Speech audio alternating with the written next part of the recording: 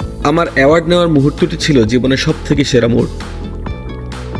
আসসালামু আলাইকুম বন্ধুরা, আমরা চলে এসেছি ওয়ান ওয়ে স্কুল কর্তৃক আয়োজিত ন্যাশনাল টেক কার্নিভাল 2.0 এবং national tech award 2024-এর programme.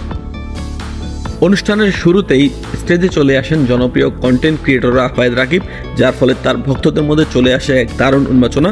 Rafayet রাকিবের বক্তব্যের মধ্যে দিয়েই শুরু হয় অনুষ্ঠানের সূচনা। এরপর তারুণ্যের এই মহাসম্মেলনে তরুণদের উজ্জীবিত করার লক্ষ্যে বক্তব্য প্রদান করেন বাংলাদেশ সুপ্রিম কোর্টের তরুণ আইনজীবী আল মামুন রাসেল।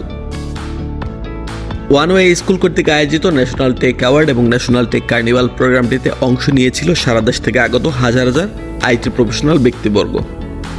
স্ক্রিনে যাকে দেখতে পাচ্ছেন তিনি আর কেউই নয়, জুলাই আগস্ট গণ অভ্যুত্থানের অন্যতম বিপ্লবী ফাহাদ স্যার।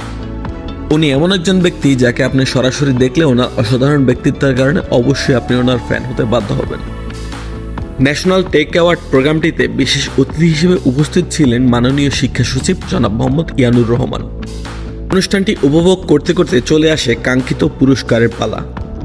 কয়েকটি নামের পরেই ঘোষণা করা হয় আমার নাম। আমার প্রতিষ্ঠান গোল্ডেন ওয়ান আইটি ইনস্টিটিউট সারা বাংলাদেশ থেকে হাজার হাজার প্রতিষ্ঠানের মধ্যে থেকে ঢাকা বিভাগে বেস্ট ফ্রিল্যান্সিং ইনস্টিটিউট ক্যাটাগরিতে জাতীয় তথ্য প্রযুক্তি পুরস্কার 2024 লাভ করে।